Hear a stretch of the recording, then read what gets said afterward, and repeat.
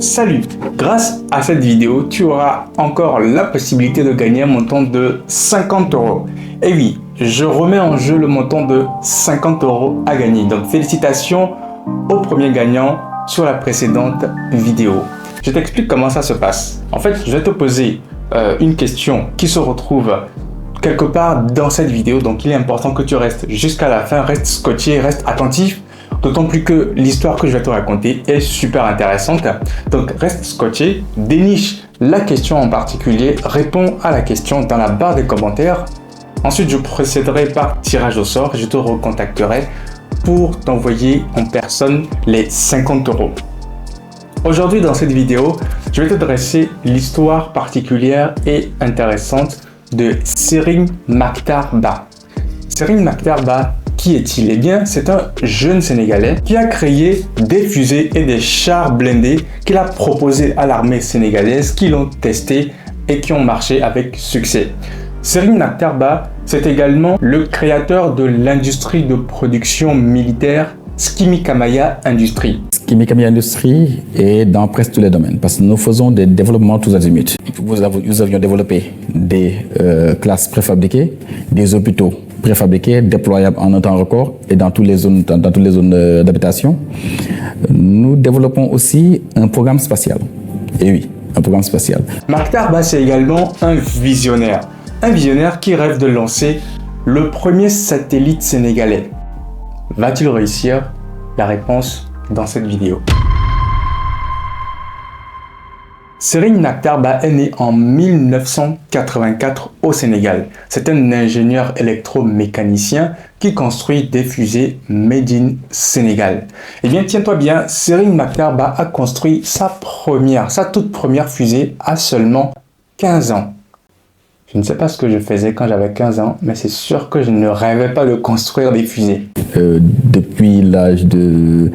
Bon, depuis très longtemps, parce que la première fusée a décollé quand j'avais 15 ans, quand j'étais au Britannique militaire Saint-Louis.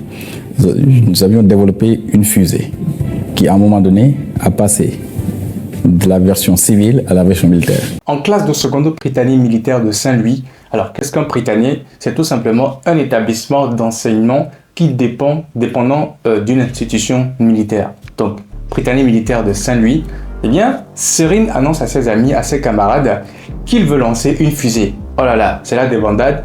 Tous ses amis le traitent de fou.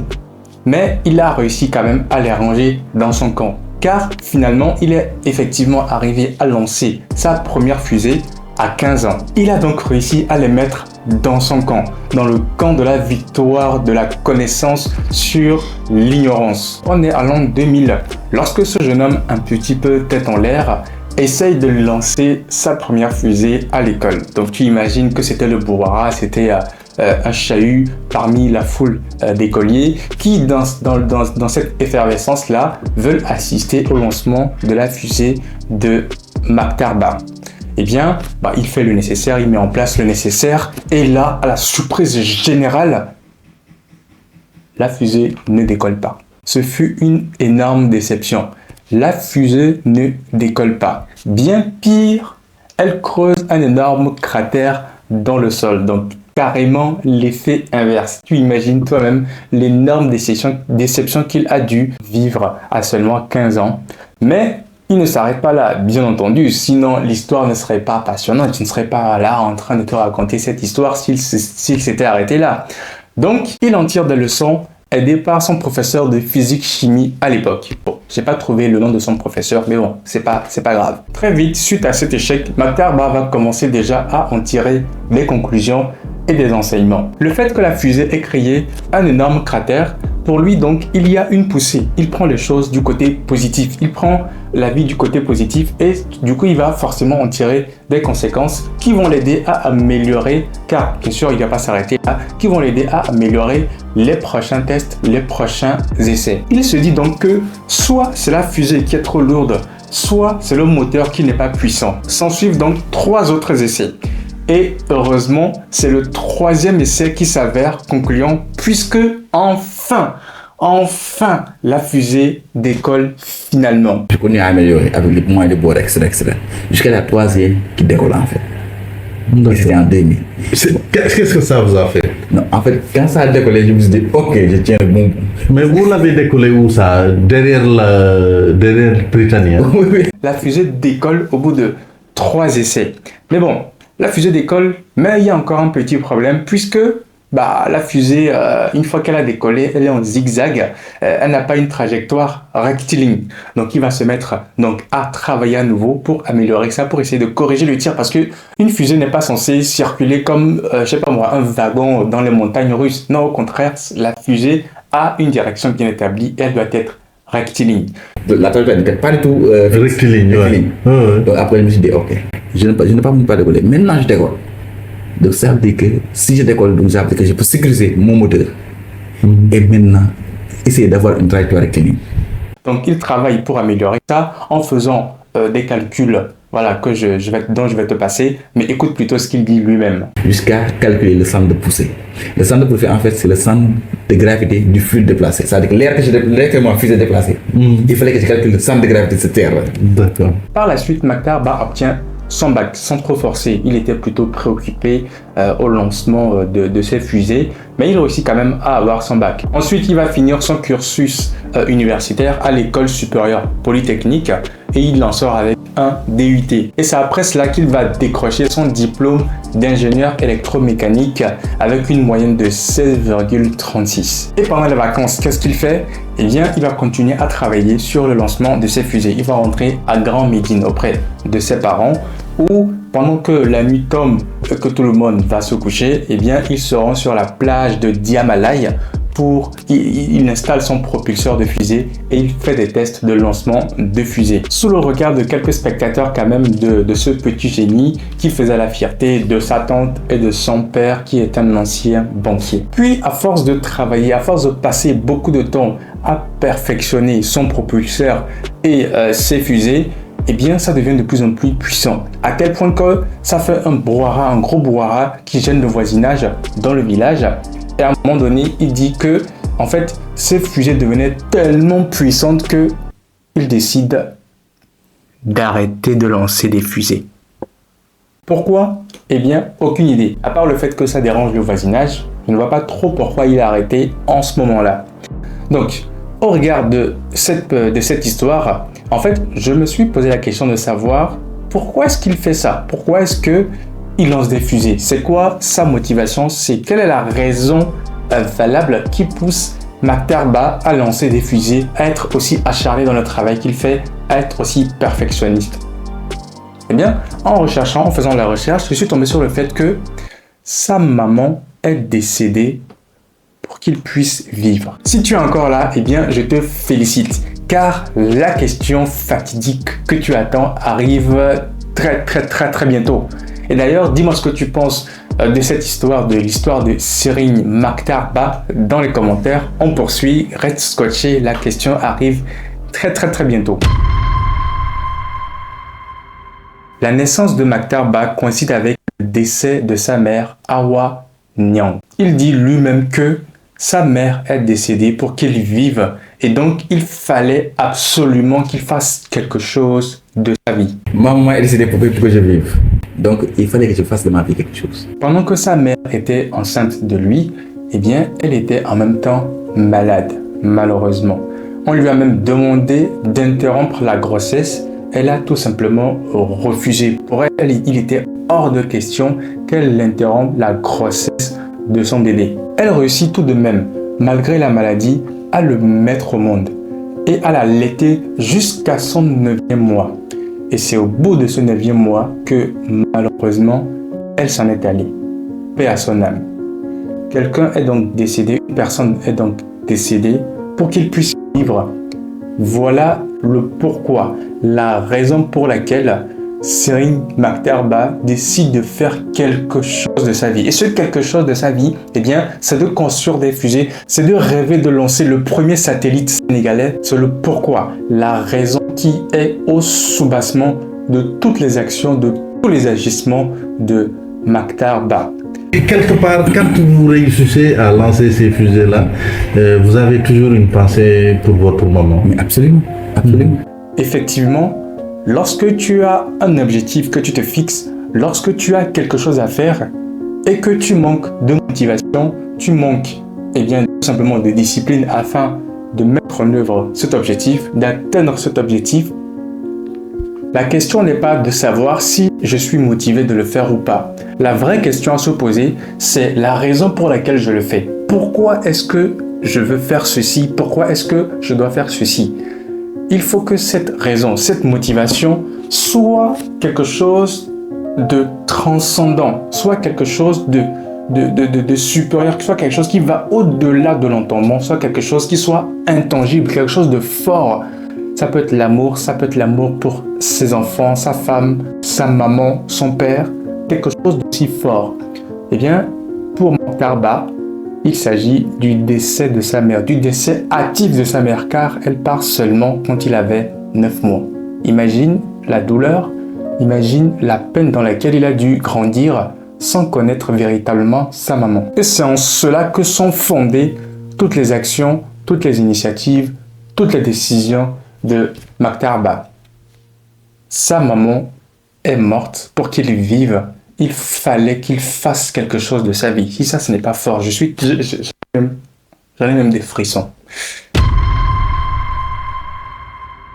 C'est en 2008 que ces fusées vont basculer du civil vers le militaire. Et donc forcément, il va arrêter de faire des essais de tir dans le civil. Qu'est-ce qu'il va faire ensuite? Eh bien, il va contacter le président de la République de l'époque, Abdoulaye Wade. Et juste un an après, en 2009, qu'il va entrer en collaboration, qu'il va travailler en collaboration avec l'armée sénégalaise, qui l'aide à tirer des fusées à Dodi, un terrain d'entraînement de prédilection de l'armée sénégalaise. Grâce à l'aide donc de l'armée, eh bien, il va travailler afin de perfectionner ces fusées et les rendre beaucoup plus solides et plus rustiques. Il gagne donc en expérience et la même année, donc en 2009, eh bien, il va également gagner un concours de jeunes créateurs au travers de son œuvre sur les fusées expérimentales. Au fil du temps, eh bien, Mokhtar Ba poursuit son aventure. Tout se passe bien pour lui. Alhamdoulilah, ça va. Et en 2013, eh bien, il entre à nouveau en contact avec le président de la République, Macky Sall. Donc, entre-temps, il y a eu un changement de président parce qu'en 2013, ce n'est plus Abdoulaye Wade, mais c'est plutôt Macky Sall qui va être émerveillé, agréablement surpris par le génie de Serigne Mokhtar Ba. Celui-ci entre donc en contact avec le président de la République qui ne va pas tarder à lui faire une réponse, tu vas le voir, assez élogieuse. Car Macky Sall lui dit, je cite, « Vous m'avez fait parvenir une vidéo pour illustrer les tests des premiers propulseurs de fusée que vous avez réalisés au Sénégal. À travers cet accomplissement, il est aisé de percevoir votre génie, mais également votre opiniâtreté durant plus d'une décennie de recherche acharnée. Aujourd'hui, il est heureux de constater le niveau de technologie atteint par vos travaux, mais aussi votre ambition de produire divers autres matériels. Pour tout l'intérêt que suscitent vos réalisations et projets futurs, je vous demande de vous rapprocher du général de division Saliou Indiaye. Et donc là, Mokhtar Ba est dans une position confortable. Mec, tu as le soutien du président de la République qui te recommande, qui te dit « Va voir telle personne, dis-lui que tu viens de ma part, je suis le président de la République. » Donc tout va bien se passer, tout ne peut que bien se passer. Bon, bien sûr, il va falloir respecter quelques procédures administratives avant de pouvoir rentrer dans l'exécution, avant de pouvoir être opérationnel. Donc tout ça, ça va être fait. Hein. Mokhtar Ba va remplir toutes les conditions et donc il va signer un contrat entre lui, Mokhtar Ba, le ministère des Armées et le ministère de la Recherche scientifique. Un contrat tripartite. Dans ce contrat, la part de Mokhtar Ba est très claire. Première chose, c'est de fabriquer un système d'armes Niki Nanka. Alors, je ne sais pas pourquoi ça s'appelle comme ça. Prends ça comme ça en tout cas. Deuxième objectif pour Mokhtar Ba, c'est de fabriquer des gilets pare-balles et ensuite des blindés. Et pour cela, il lui faut un financement de 100 millions de francs CFA. Seulement 100 millions de francs CFA. Quand tu as le soutien du président de la République et de quelques institutions de ton État, 100 millions de francs CFA. Ça va quoi, c'est un objectif facilement atteignable. Mais que nenni. Je vais t'expliquer pourquoi. Mais avant de t'expliquer pourquoi, voici le moment venu de répondre à la question pour gagner 50 euros, pour espérer gagner 50 euros. La question est très simple. Quelle est la nationalité de Serine Maktarba? Donc c'est parti, c'est maintenant dans la barre des commentaires. Tu me mets sa nationalité, j'ai failli dire la réponse, tu me mets sa nationalité dans la barre des commentaires. Ensuite, je procéderai par tirage au sort et je te contacterai si c'est toi qui es tiré au sort. Donc, pourquoi est-ce que finalement le projet, à un moment, est bancal? C'est tout simplement parce que Maktarba commence à être délaissé par les institutions, par les pouvoirs publics, notamment le ministère de la Recherche scientifique qui n'a pas rempli sa part du contrat. Pour Maktarba, il y a un manque de volonté politique afin de pouvoir l'accompagner et il décide tout de même, malgré qu'il commence à être lâché, il décide tout de même de rester patriote car il a été contacté par plusieurs autres pays africains afin de lui proposer un partenariat ou de travailler tout simplement pour eux. Mais Maktarba fait le choix du patriotisme. J'ai préféré le développer uniquement avec l'armée sénégalaise. Ça, c'est pour des raisons stratégiques. Parce qu'une fois que nous transférons d'une manière ou d'une autre la technologie, les roquettes et les missiles, le Sénégal perd son avantage stratégique. C'est quelque chose de très important. Vous savez, celui qui sait fabriquer les petits moteurs, c'est forcément fabriquer les grands. Ce n'est qu'une question d'échelle et de moyens. C'est-à-dire qu'actuellement, si nous fabriquons un missile qui fait X kilomètres de portée, avec les moyens adéquats dans un autre pays, mais ils pourront rester chez eux et frapper le Sénégal avec un missile qui a été développé à la base au Sénégal. Pour avoir été un pur produit du pétrole militaire de Saint-Louis, pour avoir été formé sur certaines parties de l'aspect stratégique, ma conscience ne me le permet pas. Mais malheureusement, il manque de tout. Le ministère de la Recherche scientifique a mis à mal, a mis au chômage littéralement Maktarba en ne respectant tout simplement pas sa part du contrat. On fait signer un nouveau contrat là où chacune des parties doit donner ce qu'elle a donné. L'armée fait ce qu'il a à faire. Moi, je viens, je donne ma part. Les ministres de la Recherche scientifique, c'est là où on devait boucler. Le ministère de la Recherche scientifique, depuis lors, n'a rien donné. Je dis, ok, mais c'est quoi le problème? Est-ce que le Sénégal est aussi pauvre que ça? Le Sénégal n'est pas à 100 millions près. On a eu à signer un autre contrat où on devait maintenant passer l'arme pour le faire devenir bon pour la guerre. C'est un terme qu'on utilise. L'armée a fait ce qu'il devait faire. Moi-même, j'ai fait ce que je devais faire. Et depuis 5 ans, on attend que le ministère de la Recherche scientifique respecte sa part du contrat. Ça devient très inquiétant. Parce que à un moment donné, je ne pourrais pas entrer dans le détail, mais c'est comme si on me mettait les bâtons dans les roues gratuitement. Et en fait, un contrat, ça se respecte. En 2018, en raison de déficit de financement, son entreprise Skimi Kamiya Industries se retrouve tout simplement à l'arrêt et logée dans un camp militaire à Bel Air, alors même qu'il a dépensé toutes ses économies dans ce projet. Il décide donc de faire appel à nouveau au président de la République, Macky Sall. Mais malheureusement, aucune réponse. Même après plusieurs relances, toujours pas de réponse. Le but pour lequel il essayait de recontacter le président de la République était en fait pour dénoncer le fait que le ministère de la Recherche scientifique ne respectait pas sa part du contrat. Maktarba se trouve donc dans une situation engluante dans laquelle il a dépensé toutes ses économies, 21 millions de francs CFA. Et ça vous a ruiné, vous? Non, mais absolument, parce que vous avez mis toutes vos économies. J'ai mis toutes mes économies là-dessus. Et le pire, c'est qu'on lui a tenu des promesses. Ça va venir, ça va venir, ça va venir, mais que nenni. Il aurait préféré avoir une réponse négative tout de suite, comme ça il sait à quoi s'en tenir, plutôt que d'être nourri par de fausses promesses. Pour l'instant, le projet Skimi Kamiya est un peu bloqué. En effet, le projet se retrouve un peu bloqué comme il le dit. Pour quelles raisons? Pour les raisons qu'il énonce lui-même et que j'ai déjà rappelé en amont de cette vidéo. Et c'est ainsi que jusqu'aujourd'hui, pour l'or, Serigne Mactar Bah n'a pas réalisé son projet, son rêve de lancer le premier satellite sénégalais. C'était donc l'histoire de Serigne Mactar Bah. L'histoire d'un enfant qui seulement à 9 mois perd sa maman. Sa maman qui lui a littéralement donné sa vie et s'en est allé à cause d'une maladie. Mactar Bah décide donc de faire quelque chose de sa vie. Car pour lui, le décès de sa maman ne pouvait pas être vain. Serigne Mactar Bah est guidé, est motivé, est pris par la douleur de la disparition active de sa maman.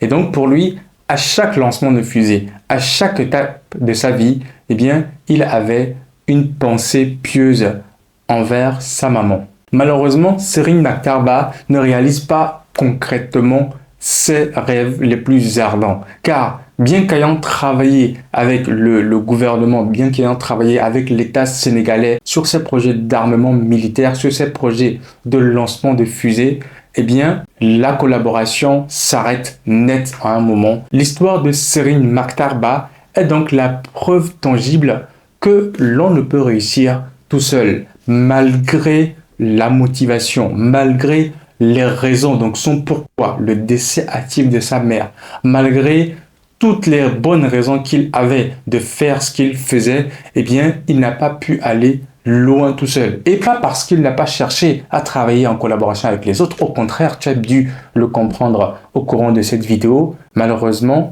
son projet, son rêve le plus absolu qui est de lancer le premier satellite sénégalais, ne verra pas le jour au moment en tout cas où je tourne cette vidéo. Dis-moi donc dans les commentaires ce que t'évoque cette histoire tout simplement, ce que Serigne Mactar Bah aurait pu faire, aurait dû faire ou pas, et je me ferai un plaisir d'y répondre. Je te donne rendez-vous dans la prochaine vidéo pour l'histoire passionnante d'une autre personnalité. D'ici là, prends bien soin de toi. Allez, ciao!